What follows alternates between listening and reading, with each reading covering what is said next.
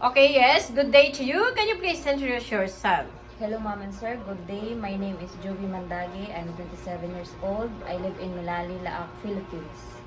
Okay, are you married? Yes, ma'am. Okay. But suddenly he passed away.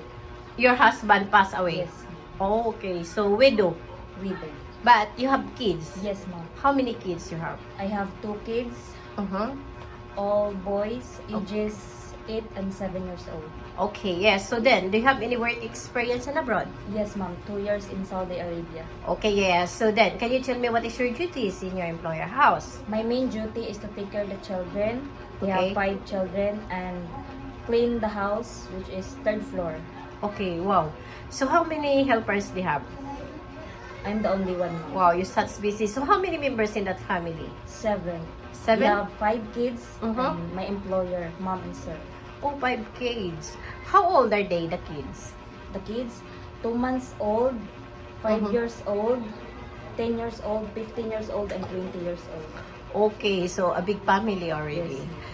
Wow, you're such busy. Okay, so your main duties is to taking care a newborn, right? Yes, ma'am. 2 months old 2 baby. months old. So you sleep with the baby? Yes, ma'am. Okay, yes. So such busy. Okay, yes. So then, can you tell me how the way you taking care the newborn? Yes, ma'am. How the way you taking care the newborn? Newborn. Yes, the newborn is, of course, is very sensitive. So you have to really pay attention every Yes, now ma'am. and then. 24/7. 24/7. So you sleep with the newborn, Yes, huh? ma'am.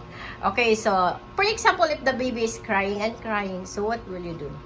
First, I check her temperature if she or he have a fever, and I check her diaper if Okay. yes, ma'am. So, yes, so if that's still crying, so maybe you have to check the body temperature, of course. Okay, if that the baby is not feeling well or they get fever, so what will you do? I call the parents. Yes, to inform immediately to Yes, the ma'am. parents that the baby is not feeling well, and of course, you have to wait the instruction from the mom and sir. So, if necessary, you rush to the hospital or you give a first aid. Yes, ma'am. First. Can you sing us a nursery rhymes?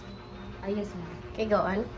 A B C D E F G H I J K L M N O P Q R S T U V W X Y and Z. Okay, thank you very much about that. Okay then, so why you want to go to work in Hong Kong?